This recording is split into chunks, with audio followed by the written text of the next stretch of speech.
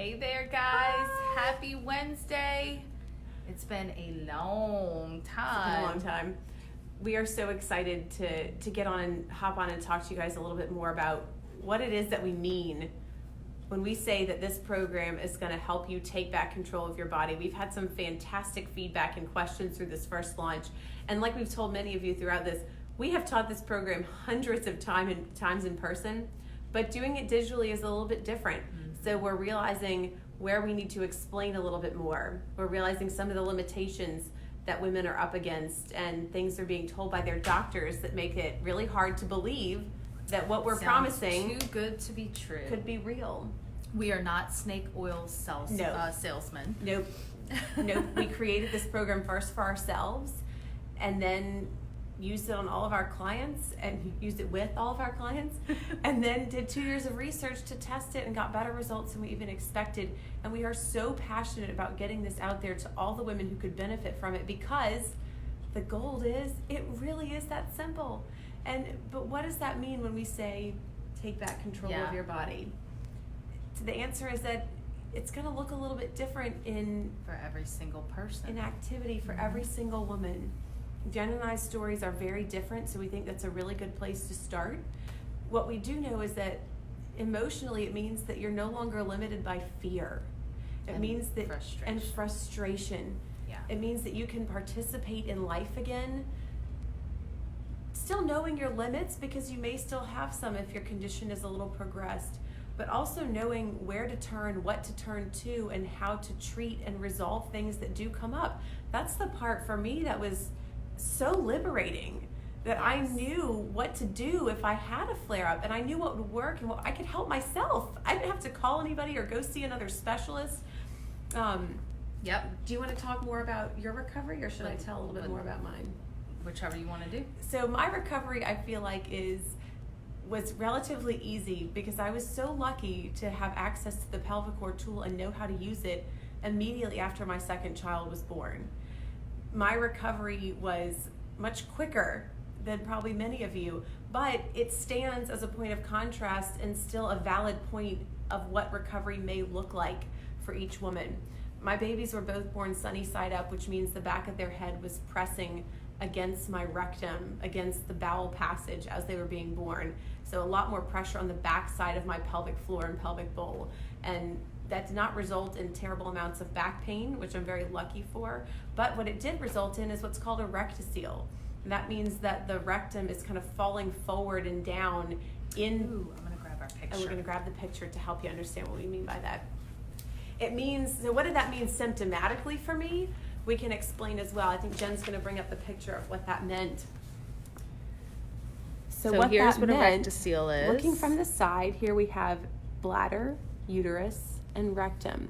Each one of them stacked nicely in the pelvis before the down and out pressure of full-term pregnancy and childbirth. Because the head was pressing back against this passage between vagina and rectum, the integrity of this soft tissue for me has never quite been the same again. That means that this tissue kind of falls forward and presses into the vaginal canal. Not terribly, again, I'm very lucky, but enough to cause some symptoms. What does that look like for me? It looks like if I try to wear high heels, even a small raised wedge, I have pressure, rectal pressure. It's not comfortable. I wouldn't say it's pain, but it's very uncomfortable. It's something that makes me want to kind of squeeze my butt cheeks and go, back up and in, suck it in. So the good news, though, is that, let's see, other things that will flare it up are getting off of my healthy eating plan. You know, the weekend comes around and we've got some pizza coming in. Maybe not getting enough fiber and water. Hydration. It's amazing how much that matters. So for me, those things can also cause more rectal pressure to accumulate. Another thing is if I have to stand holding my heavy 20-month-old for any long period of time, that's enough just pressure and load that my symptoms will creep up again. But so what does taking back control of my body look like for me? It means that I can pick up that pelvic core and pick up my recovery tools, the Feel Better Now tools that we teach in our program, And I know with 100% certainty that if I do those exercises and use those tools for just 3 days in a row, my symptoms are totally at bay again. I mean, what a blessing. I can't even tell you the emotional weight that relieves from having to walk around going, am I going to have to live with this awful, uncomfortable feeling that something is falling out of the back of my pelvic floor all the time? No, I don't. And I know where to turn, and I know how to solve it when those symptoms creep up again because my life demanded an activity that provoked it. And that's what recovery looks like for me. For Jenn, it's different, but I think she might assert that some of the emotions are very similar. Oh, for sure. Yeah, so getting back to the emotional journey of fear and frustration, not knowing what to do, not knowing who to turn to. You know, for me, I have a stage 2 pelvic organ prolapse, specifically prolapse of my bladder. I also have a urethrocoel, a cystocoel, and rectocoel as well. So dealing with a lot of collapsing of the soft tissues into the compartments of the vagina, and to the point where, you know, things were coming out of my vagina. Right. So obviously that is uncomfortable, a lot of pressure, a lot of back pain because the ligamentous attachments to all those organs are on the front tailbone. Back side. And so, as I like to say, it's kind of like your organs have fallen off the shelf. Mm-hmm. And so, you know, for me, recovery looks like a couple of weekends ago, I had the opportunity to go to an LSU game where you're huge football fans. And that's a lot of walking, that's a lot of standing, that's a lot of riding in a car. Sitting on a very hard seat. Sitting on hard bleachers for over 4 hours. That would have wrecked me before. Now, I'm not going to sit here and tell you that I got home and was like, oh yeah, I feel great. No, my back was letting me know that I had overdone it. However, all I did was use the strategies, again, like Christina said, in the Feel Better Now series, and literally doing that night when I got home, as well as the next morning, and I was pain-free. And my pelvic core exercises, for sure. But that's kind of a given for me because with pelvic organ prolapse, I do need to do those exercises every day. If I don't do them every day, my symptoms will begin to re-emerge. So the emotional piece of that is, you know, previously, like when my youngest was little, you know, like Christina said, she would have a lot of symptoms holding her baby. I literally couldn't hold my baby for a very long time because things would come down and out. It would be too painful. So the only time that I could hold him was sitting on my lap. So the connections that are fostered, you know, going and spending time with my family, with my husband at this game, with friends, and having a good time and not having to worry about, oh my gosh, my back's starting to hurt.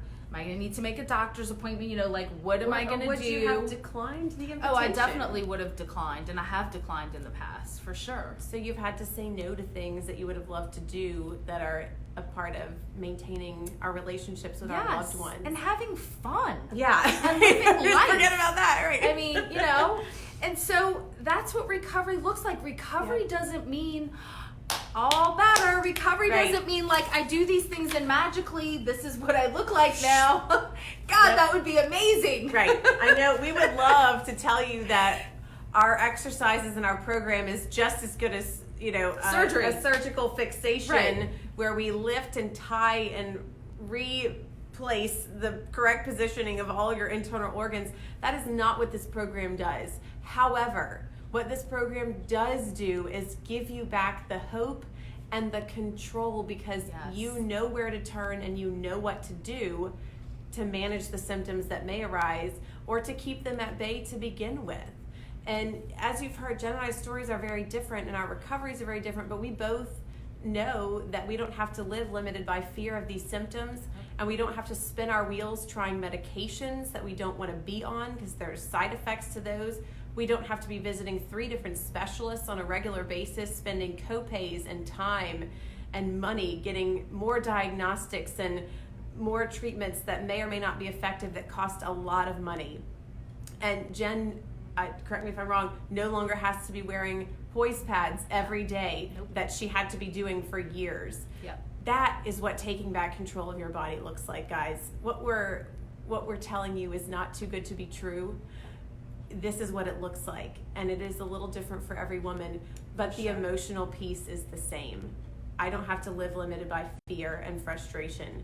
I know that I have hope and I have confidence in what I can and can't do, and what I can do when things do not go quite the way I would like. Well, and I always think of it too as moving from that role of feeling victimized to victory, to a victor, because it is not a good feeling, and we have been there. I have been there. I have had physicians look at me and say, well, that's kind of normal. I mean, this is what happens after you have a baby. Or what about your OBGYN? Yeah, with the rectocele situation. Yeah, why don't you explain what happened there? Jenn even had a physician. Yeah. So I had been feeling a lot of pressure and went to go sit on the toilet and did look down there, and that's when I realized that I had prolapse because I saw something protruding down through the vaginal opening. Was horrified, got off the toilet, called my OB, made an appointment, went in to be examined, was basically told, this is not that bad. I have a rectocele that's worse than this. I don't think you need to go see a urogyno. And I was like, I'll take my referral, thank you. I want my referral, went and got the referral, and then was diagnosed with stage 2 pelvic organ prolapse, which... And so this goes back to what we've talked about, and we'll talk about it again because it's so important.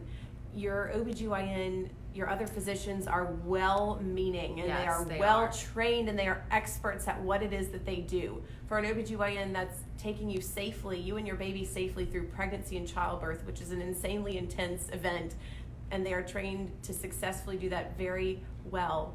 Their training does not include a lot of information on screening thoroughly in an upright position. Correct. For how gravity may be affecting your pelvic organs postnatally or often throughout the lifespan.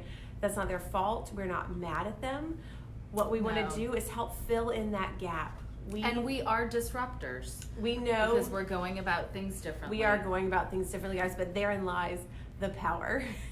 If you've been told by multiple doctors that there is not hope and this cannot be fixed and surgery is your only option, or maybe you just have to live with this because either you're getting older or because you had a baby, that is not true. And again, we are not saying... We're not bashing. We're not saying you're going to be done with your symptoms forever, especially depending on your unique situation in your body. But we have told you what it looks like to take back control of your body. And if that sounds appealing to you, and if that sounds like a place that you would like to go, we would love to help you get there. That is why we're doing this. And if you've been dealing with these symptoms and maybe afraid to go see a doctor, or afraid to kind of wrap your brain around the connection between the different symptoms that you might be having, we have a great diagnostic tool on our website. Go to tightenyourtinkler.com. You can take the quiz. It's the same survey that all of our study participants took. It is a research-validated assessment tool, actually two combined into one, that we use to assess our study participants and help them to gauge the progress in their own symptoms and to help them identify what exactly was going on and what was wrong. If you haven't been feeling right in your body, if it's even just hard to explain what's wrong and what doesn't feel right, you are normal, but you don't have to live with it. There is hope and there is help. There is hope, and it's worth the investment of hope. You know, I think oftentimes for us it's hard to believe that things can get better because maybe you have tried multiple different things. Maybe you have gone to your doctor and they've said this is part of getting older. Maybe you have gone to a women's health physical therapist and tried internal work and had initial success and then a resurgence of symptoms. Maybe you've tried different yoga and Pilates strategies and those haven't worked. Or you've done 1,000 and 1,000,001 Kegels, and trust me, that is not the answer. If those haven't worked for you, we're not surprised, but we can still help dramatically. So we're here for you guys, and please pop questions down there. If you have a specific situation, you can private message us. We're happy to field those questions, and we want to get you access to this truly life-changing program. So thanks for listening. Until next week, we'll see you then.